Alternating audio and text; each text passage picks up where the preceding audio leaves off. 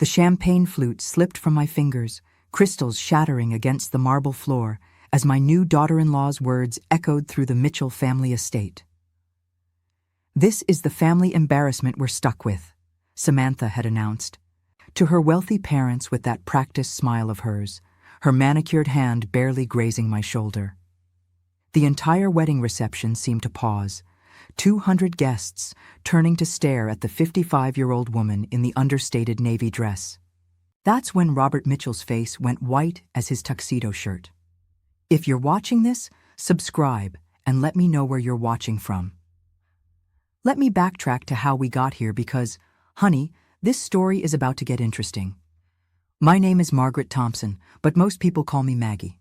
I've spent the last 15 years perfecting the art of being strategically invisible, which turns out to be excellent training for what comes next. My son David had been dating Samantha for 8 months, and I'd met her exactly twice before today. 2 brief dinners where she'd asked pointed questions about my modest lifestyle and whether I might need assistance with expenses as I get older. The wedding itself was spectacular. I'll give them that.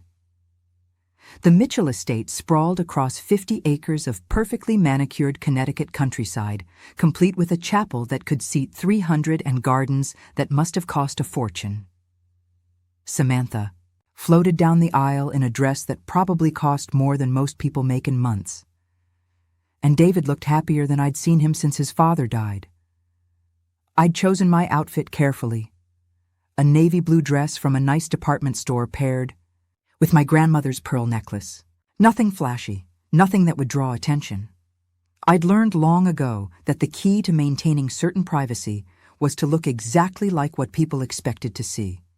A widow, living comfortably but modestly on her late husband's engineering, pension, and life insurance. The ceremony was beautiful, even if I did notice Samantha's mother, Patricia, sizing me up like I was something that didn't quite belong. The reception was where things got interesting. The Mitchell family had spared no expense, with ice sculptures, a 12-piece orchestra, and enough flowers to open their own shop.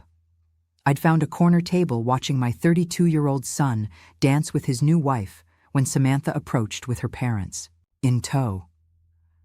"Mom and Dad," she'd said with that sugar-sweet tone that made my teeth ache. "I want you to meet David's mother." Then came the words that changed everything. Robert Mitchell's champagne flute had frozen halfway to his lips, his eyes locked on my face with an expression of dawning recognition that made my stomach flip. "Margaret Thompson," he whispered. And suddenly, I wasn't invisible anymore. "Wait, aren't you the woman from the Mitchell Holdings acquisition meeting 3 years ago? Aren't you that mysterious investor who bought my company?" Robert Mitchell's words cut through the reception noise like a knife through silk. The color drained from Samantha's face as she looked between her father and me, confusion replacing her earlier smugness. Patricia Mitchell's diamond bracelet caught the chandelier light as her hand flew to her throat, and I could practically hear the gears turning in her socialite brain. The truth is, most people don't know what real wealth looks like. They expect diamonds and designer labels, flashy cars, and obvious displays. What they don't expect is a woman in a simple but elegant dress who shops at normal stores and drives a reliable sedan. That's exactly what I've been counting on for the past 15 years. It started with my late husband Tom's invention, a small piece of technology that revolutionized smartphone battery efficiency. We were both engineers, Tom and I, working for a tech company in Silicon Valley back in the early 2000s. When Tom developed his power management system in 2010, we thought maybe we'd make enough to retire comfortably. We had no idea we were sitting on a gold mine. The patent sold for $22 million in 2012. $22 million. David was 24 then, fresh out of graduate school with his marketing degree and full of dreams about building his own career. Tom and I made a decision that day that would shape the next 13 years of our lives. We told David we'd gotten a substantial settlement, enough to be very comfortable, but nothing extravagant. He never questioned it, probably assumed it was a few million at most. What David didn't know was that $22 million was just the beginning. Tom and I took that money and started investing systematically. Conservative blue-chip stocks at first, then growth companies as we learned the market. Real estate in emerging areas, tech startups with solid fundamentals. Tom had a gift for spotting undervalued opportunities before the market caught on. By the time he died 5 years ago in 2020, our portfolio was worth over $800 million. $800 million, the same amount I'd later use to acquire Mitchell Holdings 2 years after Tom's death. The irony was delicious. While Samantha had been giving me concerned looks and asking if I needed help managing my finances as I got older, I'd been the anonymous investor who'd rescued her father's failing company, the same company he'd nearly destroyed through overexpansion and poor debt management, forcing him to accept a buyout from what he thought was a corporate investment firm. That investment firm was a shell company controlled by me. I'd bought Mitchell Holdings not out of malice, but because it was fundamentally sound beneath Robert's mismanagement. The company had good bones, solid customer relationships, and talented employees under proper financial oversight. It was thriving again. The man who'd just been called a family embarrassment had been living off my business decisions for the past 3 years. "I'm sorry," I said quietly, looking directly at Robert. "I think you have me confused with someone else, but we both knew he didn't." I could see the recognition in his eyes, the memory of that boardroom meeting where I'd sat quietly while my attorneys handled the negotiations. He'd barely acknowledged me then, assuming I was just someone's wife along for the formalities.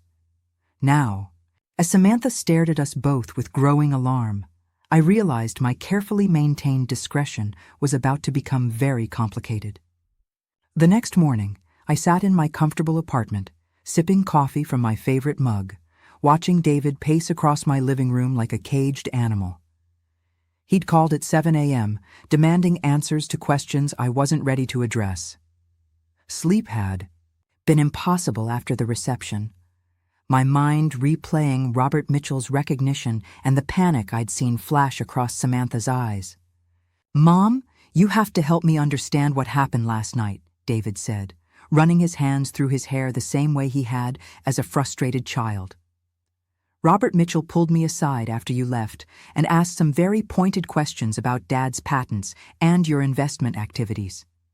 I'd slipped out quietly after Robert's revelation, claiming exhaustion. The truth was, I needed time to think. 15 years of carefully maintained privacy had cracked in a single moment, and I wasn't sure how to handle the exposure. David had inherited his father's intensity but channeled it differently. Where Tom had been methodical and strategic, David was direct and emotional. "What kind of questions?" I asked, though I had a good idea. He wanted to know about Dad's technology patents, about whether you'd been involved in any major business transactions, about our family's actual financial situation. David stopped pacing and fixed me with those serious brown eyes he'd inherited from Tom. "Mom, he seemed to think you were some kind of major investor. It was bizarre." The coffee tasted bitter suddenly. This was the conversation I'd been both expecting and dreading. David had built his career as a senior marketing manager through genuine talent and hard work. He'd earned his position at a respected firm, bought his house through careful saving, and lived within his means because he believed those were the values Tom and I had taught him. How could I explain that while he'd been working 60-hour weeks to earn his promotions, I could have bought his entire company without straining my budget?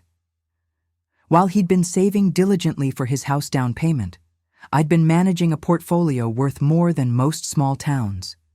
"David, sit down," I said gently. "We need to talk." But before I could continue, my phone buzzed with a text message from Samantha. "Margaret, I think we should have lunch today. There are some things David and I would like to discuss with you." I showed David the message, watching his expression shift from confusion to concern. "What do you think she wants to discuss?" I had a pretty good idea. Samantha Mitchell wasn't the type to let mysteries remain unsolved, especially when they potentially involved money. She'd probably spent the entire night questioning her father about his suspicions, and now she was ready to investigate further. The question was, How much had Robert actually figured out from that brief boardroom encounter 3 years ago? "I think," I said carefully, "your wife is more observant than we've given her credit for." David's phone rang, Samantha's name appearing on the screen. He answered immediately, and I could hear her voice even from across the room, bright and artificially cheerful. "David, honey, I was hoping we could all have lunch together today. There are some family things I'd love to discuss with your mother now that we're officially relatives." When he hung up, David looked at me with the same expression he'd worn as a teenager when he suspected I knew more about his broken curfew than I was letting on. "Mom, is there something you need to tell me about our family's finances?" Outside my apartment window, I watched the familiar rhythm of morning commuters heading to work. People with straightforward concerns about deadlines and meetings. I envied them their simplicity, their ordinary worries that seemed luxurious compared to mine. "Everything," I said finally. "I need to tell you everything." Samantha arrived at the restaurant 45 minutes early, already seated at a corner table when David and I walked in. She'd chosen the most expensive place in town, I noticed, and had taken the seat that gave her the best view of the entire room. Her perfectly styled blonde hair caught the afternoon sunlight, and she was wearing a designer suit I recognized from a magazine spread I'd seen recently. "Margaret, David, thank you so much for meeting me," she said, standing to embrace us both. Her smile was radiant, but I caught the calculating look in her green eyes as she assessed my simple black dress and modest jewelry. I ordered us a nice bottle of wine to celebrate being family. The wine was a Bordeaux that cost more than most people spent on groceries in a month. Clearly, Samantha was making a statement about her expectations for this conversation. "This is lovely, dear," I said, settling into my chair, "though perhaps a bit extravagant for a casual family lunch." "Oh, I don't think anything about our family is casual anymore," she replied, her smile never wavering. "I spent some time last night talking with Daddy about his business experiences, and he shared some fascinating stories about corporate acquisitions and anonymous investors." David looked between us, clearly sensing undercurrents he didn't understand. "Samantha, what does this have to do with lunch?" he asked. She ignored him, focusing entirely on me. "You know, Margaret, I majored in business at Wharton. I find corporate finance absolutely fascinating, especially complex investment structures and shell companies.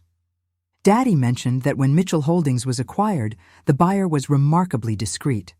I sipped my wine and waited. Let her make the first real move. "The interesting thing about discreet investors," she continued, "is that they often have very good reasons for maintaining their privacy, usually involving substantial wealth that they prefer to keep out of public attention." "That sounds reasonable," I said calmly. Samantha leaned forward slightly, her voice taking on the tone of someone sharing a delicious secret. "Daddy said the woman in the acquisition meeting was quiet, elegant, and seemed to defer to her attorneys, but he remembered thinking at the time that she had the bearing of someone accustomed to making significant decisions." David was staring at me now, pieces beginning to fall into place in his mind. "Mom." Before I could respond, Samantha pulled out her phone and showed us a photograph. It was a news article from 3 years ago about the Mitchell Holdings acquisition, including a small photo from the signing ceremony.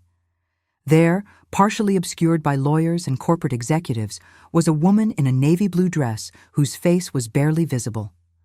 "The photo quality isn't great," Samantha said conversationally, "but the woman's posture, her height, even the way she holds her purse, it's remarkably similar to yours, Margaret."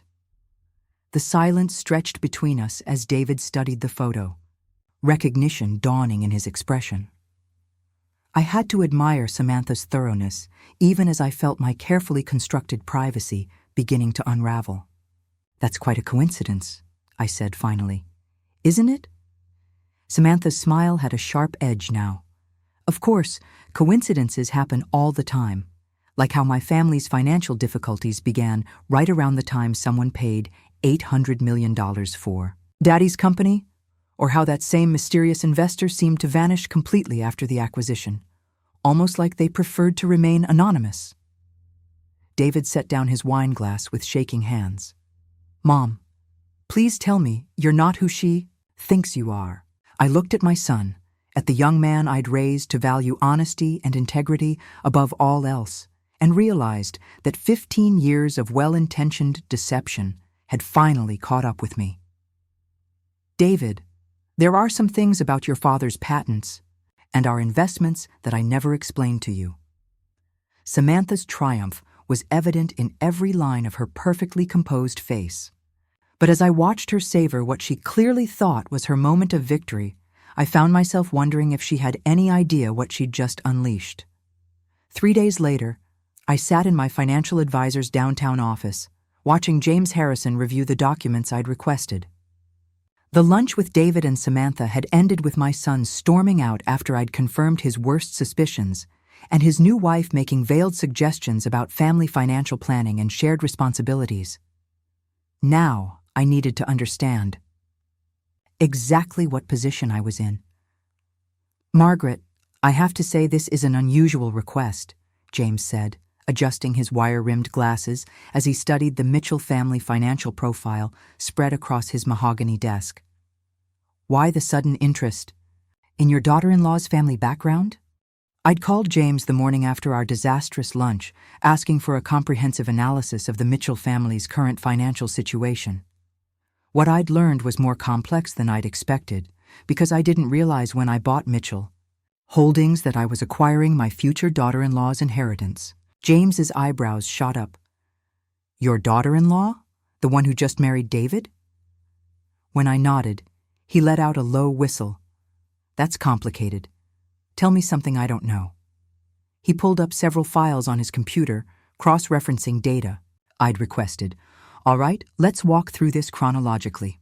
In 2021, Mitchell Holdings was struggling with debt service on expansion loans they'd taken in 2019.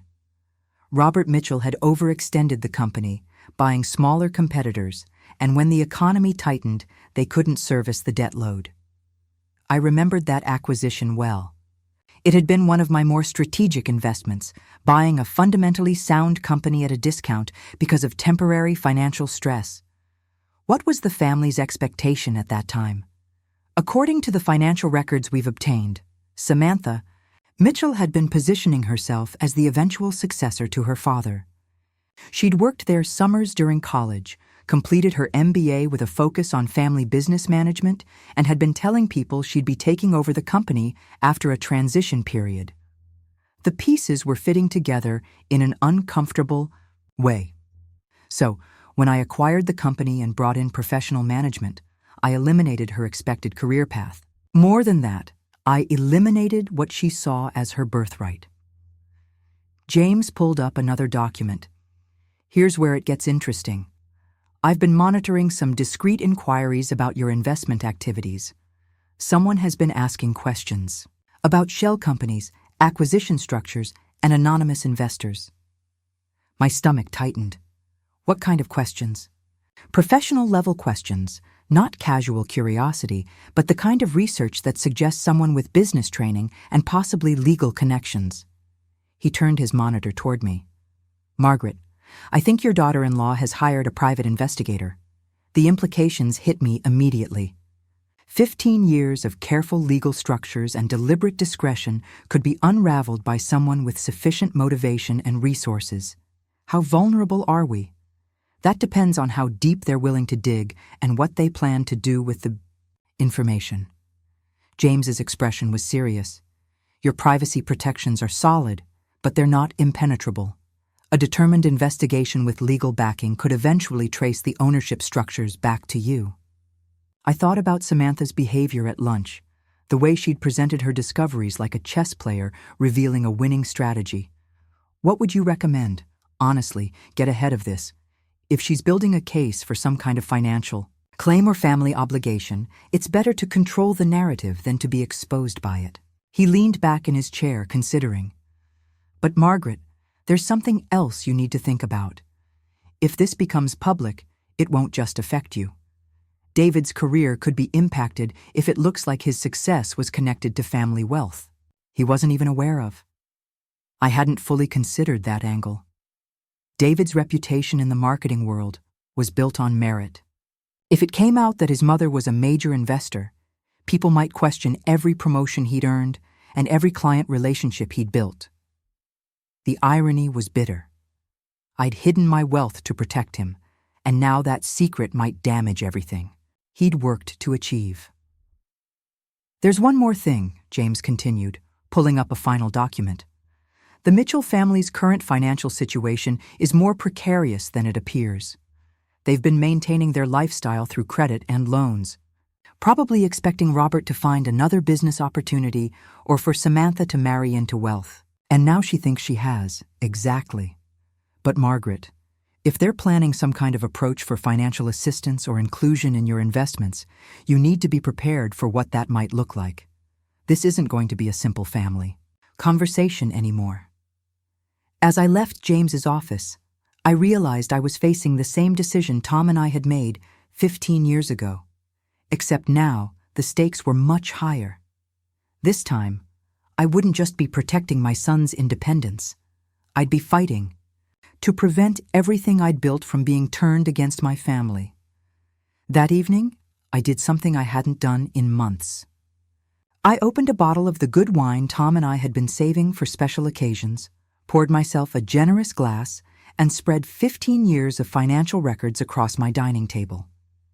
If Samantha wanted to play investigator, she was about to discover she'd chosen the wrong person to underestimate. The numbers told a story of patience and strategy that I'd almost forgotten. Tom and I hadn't just gotten lucky with his patent sale. We'd been methodical, researching every investment, diversifying carefully, and reinvesting profits into emerging opportunities. That initial $22 million had grown to $50 million by 2015, then to $200 million by 2018. By the time Tom died, we were worth over $800 million, and I'd continued growing it steadily. More importantly, I'd been quietly building something larger than just wealth. I owned significant stakes in 12 different companies, held licensing agreements on 17 different technologies, and had investments in everything from renewable energy to biotechnology. I wasn't just wealthy. I was connected to innovation in ways that even James didn't fully understand. My phone buzzed with a text from David. Mom, Samantha and I would like to come over tomorrow evening. She has some ideas about how our family should handle this new information. I almost laughed. Samantha had ideas, did she? I could imagine what those ideas might include. Probably something involving trust funds and family meetings and a more collaborative approach to financial decision-making. What she didn't understand yet was that I'd been managing expectations and protecting my interests longer than she'd been working in business. I pulled up the legal documents James had provided about the Mitchell family's finances. Their situation was more fragile than I'd initially realized. The family estate was mortgaged at 80% of its current value. Their investment accounts had been systematically depleted to maintain their lifestyle, and they had significant credit obligations tied to Robert's assumption that he'd eventually monetize his business relationships. Robert Mitchell thought he'd retired comfortably on the proceeds from selling his company. But the reality was more complex. Much of his retirement income came from consulting fees and board positions I'd arranged through Mitchell Holdings' new management. His comfortable lifestyle was more dependent on my continued ownership than he realized. But that was just the surface. I opened my laptop and began researching the specifics of Samantha's recent activities. If she'd hired a private investigator, there would be traces, financial records, communication patterns, changes in her daily routine that suggested she was building a case for something. What I found was fascinating and concerning. Samantha had indeed hired a private investigation firm specializing in corporate asset tracing. She'd also been in contact with an attorney who specialized in family wealth disputes. Most telling, she'd opened several new credit accounts in the past month, probably financing her investigation with the expectation that it would pay off substantially. She hadn't married my son for love. She'd married him as an investment strategy. The wine was making me philosophical, or maybe just honest with myself for the first time in years. I'd spent 15 years being the discreet widow, content to let people assume I was living comfortably but modestly, while I quietly built something substantial. But Samantha's little performance at the wedding reception had changed something fundamental. I was tired of being underestimated. More than tired. I was done. Tomorrow, when David brought his wife to discuss her ideas for our family's financial future, I was going to give them both an education in exactly who they decided to investigate. Because Margaret Thompson, the careful investor, was about to become Margaret Thompson, the strategic opponent, and I had 15 years of experience in winning games that other people didn't even know they were playing. David arrived at my apartment the next evening with Samantha, both carrying themselves like diplomats approaching a delicate negotiation. I'd prepared for their visit carefully, setting out a simple cheese and fruit plate and opening a moderately priced bottle of wine. Nothing. That would suggest the resources I actually had available. "Mom, thank you for agreeing to sit down with us," David began, his voice carrying the careful tone of someone walking through a minefield. "I know the last few days have been complicated." Samantha had dressed for the occasion in a conservative business suit. Her MBA training was evident in the portfolio she carried and the way she'd arranged herself in my chair. "Margaret, I want to start by saying that everything we discussed tonight stays within the family. We're all on the same side here." I almost smiled at her presumption. "Of course, dear. What did you want to discuss?" She opened her portfolio, revealing several documents she'd obviously prepared with care. "Well, I've been thinking about our conversation at lunch, and I realize we may have gotten off on the wrong foot. What I'd like to propose is a more collaborative approach to family financial planning." "Collaborative how?" David shifted uncomfortably, beside her, clearly uncertain about the direction this was heading. "Samantha has some ideas about how we might structure things to benefit everyone involved." "The thing is, Margaret," Samantha continued, her voice taking on the confident tone of someone presenting a business proposal, "family wealth works best when it's managed strategically across generations. David and I have been discussing how we might create a structure that protects your privacy while providing more transparency for family planning." There it was, the real purpose of this meeting. I sipped my wine and waited for her to continue. "We were thinking about establishing a family foundation, something that would allow us to make charitable contributions while also providing some tax advantages and investment coordination." She pulled out what looked like a preliminary legal document. "I've had some initial conversations with an attorney who specializes in family wealth management." The audacity was breathtaking. She'd discovered I had money and immediately begun planning how to access it, complete with legal consultation and formal proposals. That sounds very thorough.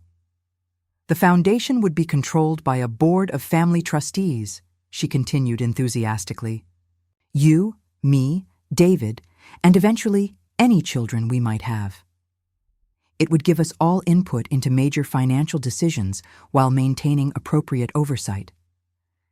David was staring at the documents she'd produced, looking overwhelmed. "Samantha, maybe we should slow down here. This is a lot to process." "Actually, David, I think your wife has put considerable thought into this proposal," I said calmly. "Tell me, Samantha, what kind of initial funding were you envisioning for this foundation?" Her eyes lit up at what she interpreted as interest. "Well, that would depend on the scope of the charitable activities we wanted to pursue. I was thinking maybe we'd start with something substantial enough to make a real impact, perhaps 50 or 60 million to establish credibility in the philanthropic community. 50 or 60 million as a starting point from a woman who'd called me a family embarrassment less than a week ago." "And the board structure you mentioned," I continued conversationally. "How would voting rights be allocated?" "I think equal representation makes the most sense," she replied confidently. 3 trustees, 3 votes, very democratic." I set down my wine glass and looked directly at her. "Samantha, can I ask you something honestly?" "Of course." "Do you love my son?" The question clearly caught her off guard. She glanced at David, then back at me. "That's what kind of question is that?" A simple one. Do you love David for who he is, or do you love what you think being married to him might provide you? The silence in the room was electric. David was looking between us with growing alarm, and Samantha's composed facade was beginning to crack.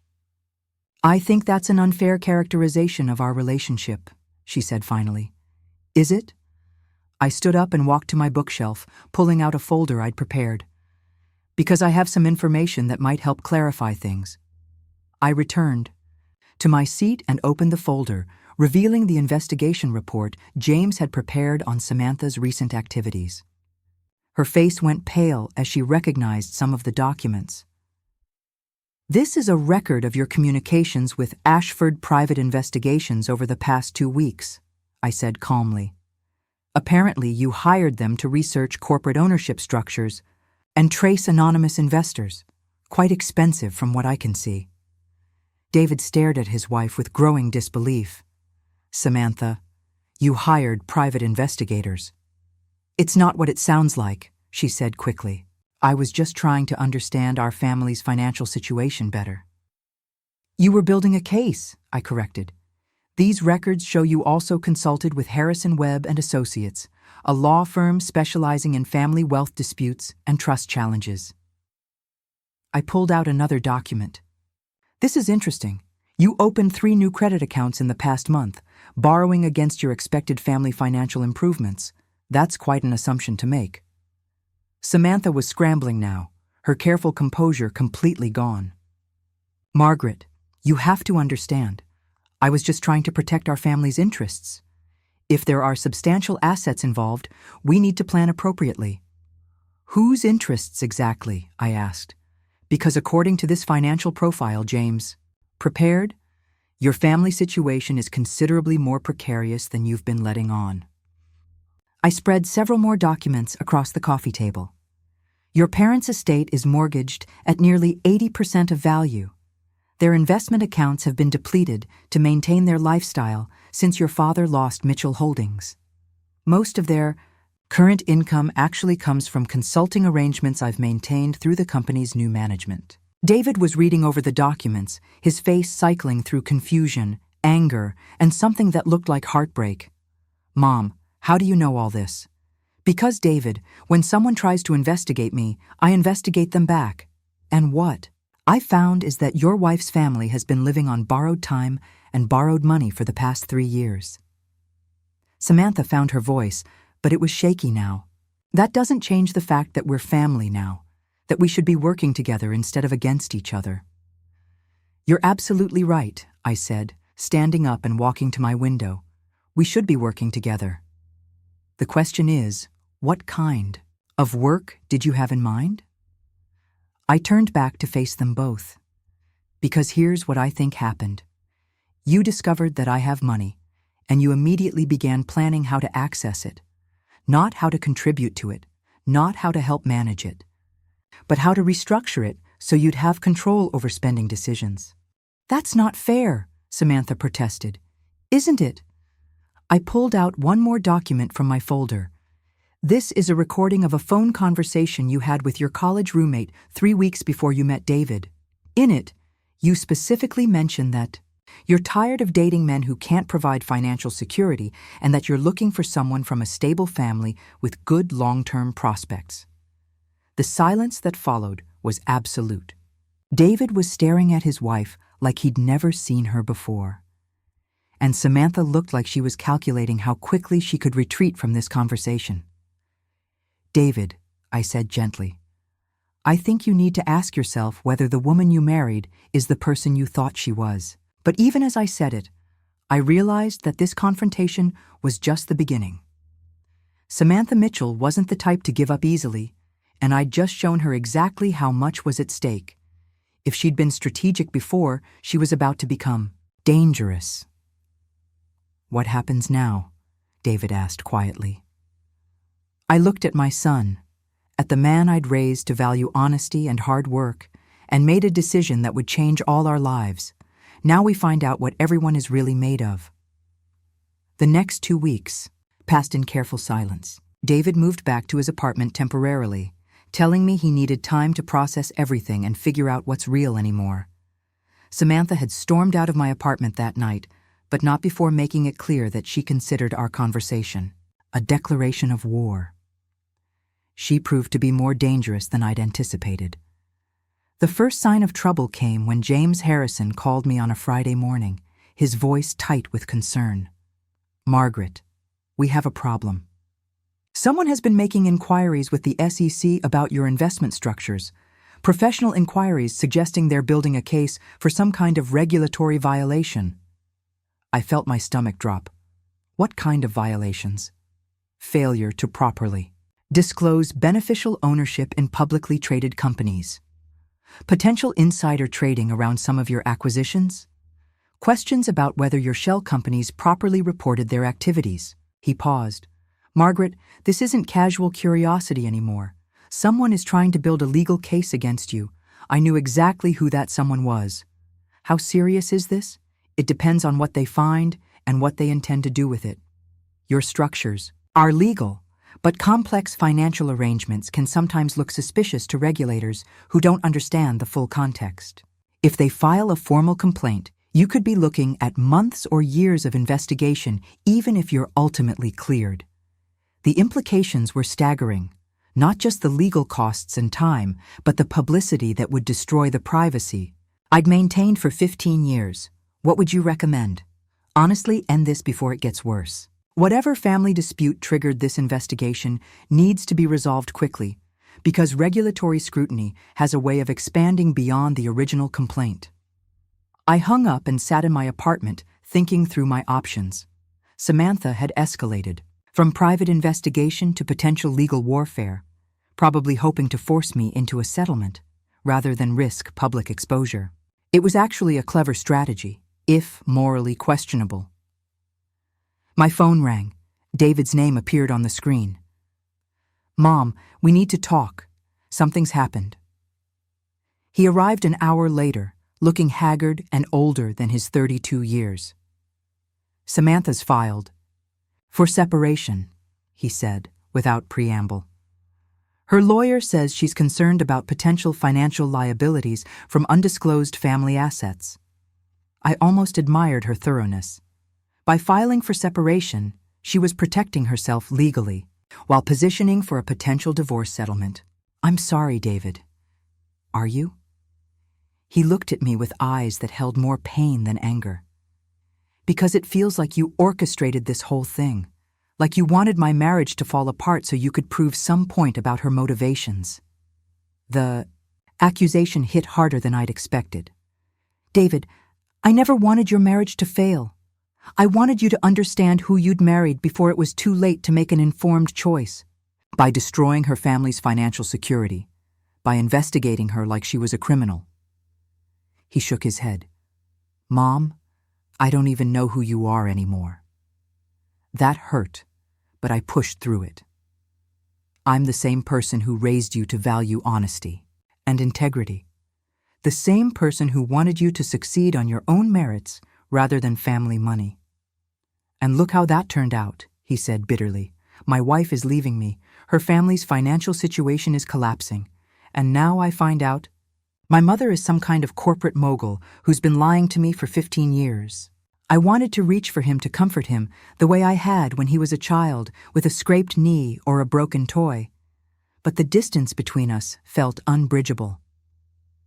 "David, there's something else you need to know. Samantha has filed complaints with federal regulators about my investment activities. She's trying to force me into a public legal battle." He stared at me. "What does that mean?" "It means this isn't over. It's just beginning. And I need you to decide whether you're going to stand with me or let her destroy everything I've built to protect our family." The silence stretched between us. Finally, David looked up at me with something that might have been the beginning of understanding. "What do you need me to do?" The meeting took place in James Harrison's conference room the following Monday. Present were myself, David, Samantha, her attorney, Marcus Webb, and her parents, Robert and Patricia Mitchell. The atmosphere was tense enough to cut with a knife. "Let's be clear about why we're here," Marcus Webb began, adjusting his expensive suit as he spread documents across the mahogany table. My client has discovered that Mrs. Thompson has been concealing substantial assets while allowing her son's wife's family to experience financial hardship. This suggests either a deliberate pattern of deception or potential financial impropriety that warrants investigation. James Harrison, sitting beside me, responded calmly. Mr. Webb, Mrs. Thompson's financial activities are completely legal and properly reported. Your client's recent regulatory complaints appear to be motivated by personal grievances rather than legitimate concerns. Samantha leaned forward, her voice carefully controlled. This isn't about personal grievances. This is about family responsibility and transparency. Margaret has been manipulating people's lives while pretending to be something she's not. I finally spoke. Samantha, I've never manipulated anyone. I invested in underperforming companies and improved them.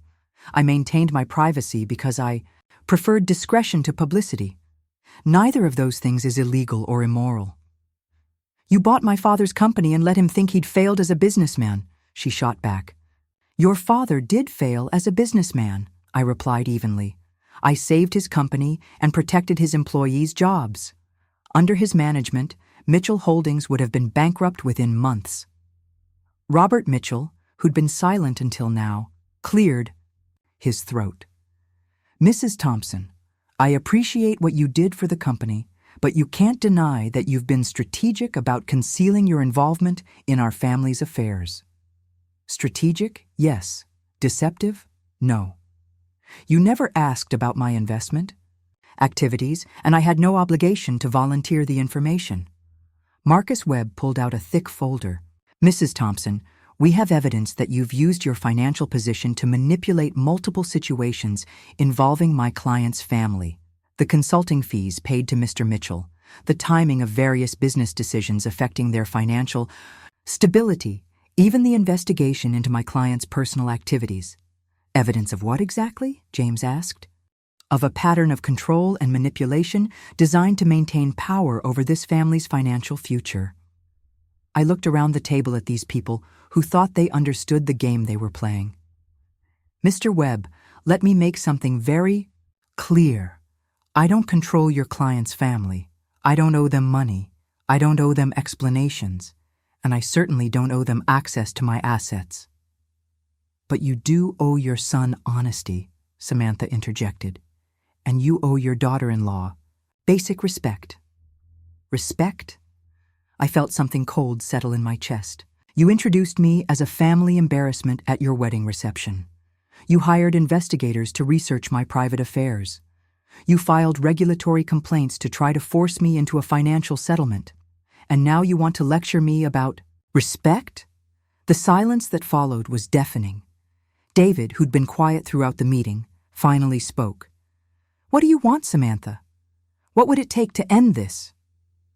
She exchanged glances with her attorney, then looked directly at me. I want a formal family financial agreement. Something that establishes clear expectations and responsibilities for all parties. What kind of responsibilities? I asked. Marcus Webb pulled out another document. We're proposing a family trust structure with shared governance and defined distribution policies.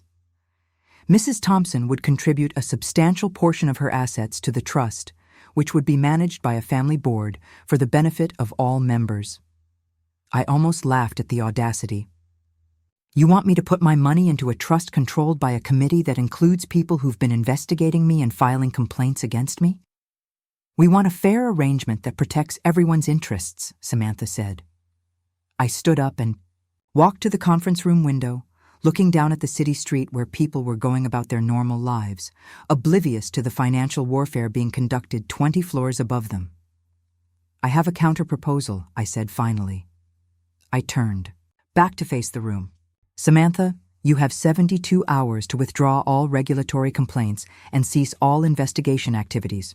In return, I'll provide a settlement that allows you and your parents to maintain your current lifestyle without further interference from me.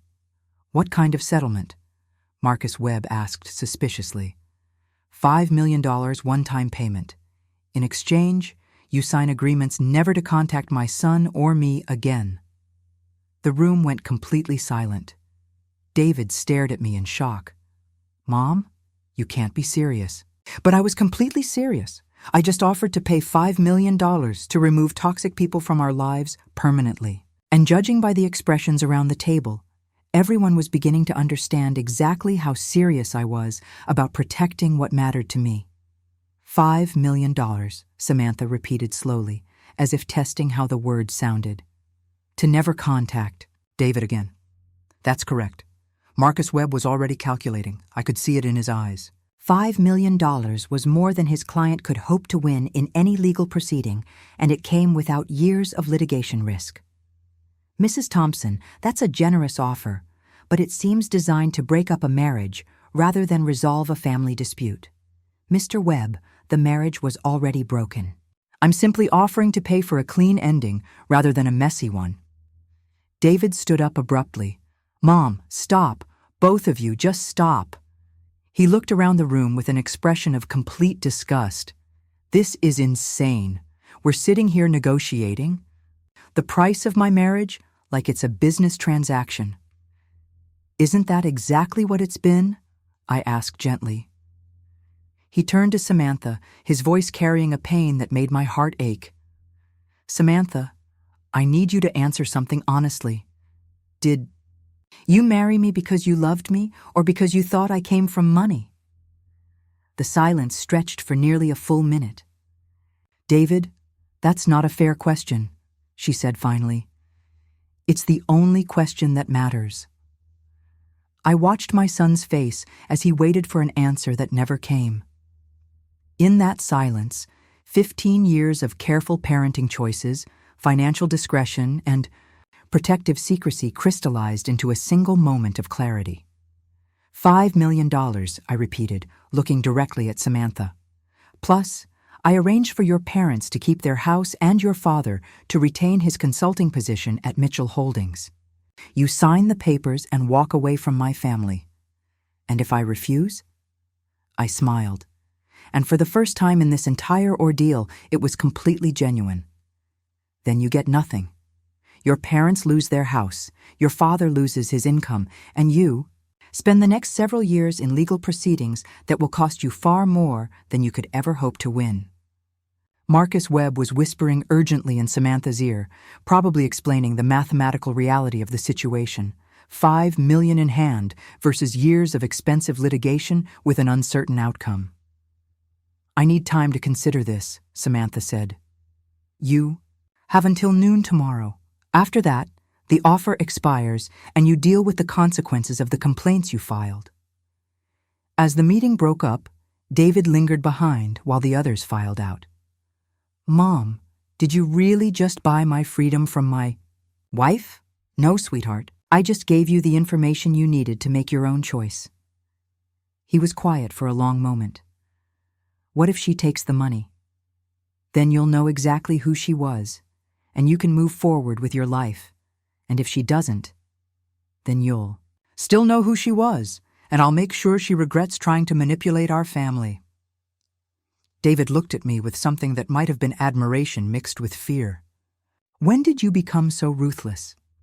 I thought about the question seriously. "I think I always was, David. I just never had a reason to show it before." The next morning at 11:47 a.m., Marcus Webb called James Harrison to accept the settlement offer. By 5 p.m., the papers were signed and the money transferred. Samantha took the $5 million and disappeared from our lives as completely as if she'd never existed. David filed for divorce the following week, citing irreconcilable differences. 6 months later, he called me on a Sunday evening. "Mom, I met someone. Her name is Sarah. She's a teacher, and she has no idea you're wealthy. How do you know?" "Because when I told her my mother lived in a nice apartment and drove a reliable car, she said that sounded like the kind of woman who had her priorities straight." I smiled, feeling something relax in my chest that had been tense for years. "She sounds perfect. When do I get to meet her?" "Next Sunday. But Mom, when we have dinner, can you just be the woman who raised me to work hard and treat people with respect?" Can you leave the corporate mogul at home? I laughed, realizing that after 15 years of hiding who I was, I'd finally learned the difference between being invisible and being private. Of course, sweetheart, but if she turns out to be investigating our family finances, all bets are off. Deal, he said, and I could hear him smiling through the phone. For the first time in months, the future looked exactly as bright as I'd always planned it would be. Thanks for listening. Don't forget to subscribe and feel free to share your story in the comments. Your voice matters.